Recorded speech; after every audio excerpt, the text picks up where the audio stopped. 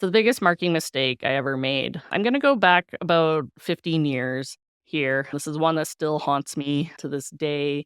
So it's 15 years ago. I just finished my first year as a sales and marketing manager at a company. By all accounts, it was like this tremendous success. I think in my first year at the company before I was sales and marketing manager, we had done around, I want to say like 2.6 ish million a year in revenue. I took like our marketing center, really revamped their whole marketing program, took a real digital marketing first approach, and was able to raise that up to, I think, yeah, in my first year as sales and marketing manager, we did close to, 4.5, 4.8 million a year in revenue. So that was close to like 75% ish growth, which by all accounts, amazing first year. I think everybody would be happy and everybody would love those numbers. But what I didn't know and what I wasn't privy to at the time was there was actually some operational challenges going on.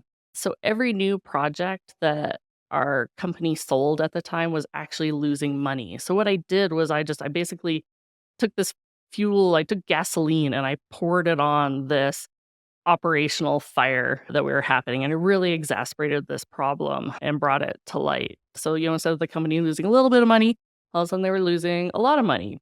So, as a leadership team, we all got together. We had a mandate. We needed to cut costs. I'm still quite young in my career, very eager to prove myself, really want to be a team player. I had two main levers that I could look at when it came to cutting costs. Option number one, my marketing budget was obviously a big one for a company and a big focus point that everybody was taking a look at. But number two was staffing. So my team, payroll. I really want to protect our team. I really wanted to, we had great people, want, keep all of them. So, my attention, and this is where my mistake comes in, my attention went to my marketing budget. I'm a very data-driven marketer. Anybody who's met me, you know that. Armed with my ROI, I knew exactly what our cost per lead was from different marketing sources, our return on investment. So I took bottom underperforming, the bottom underperforming 25% of our marketing spend and cut that. So I was able to cut 25% off of my marketing spend budget, which was enough to satisfy the powers that be at the company.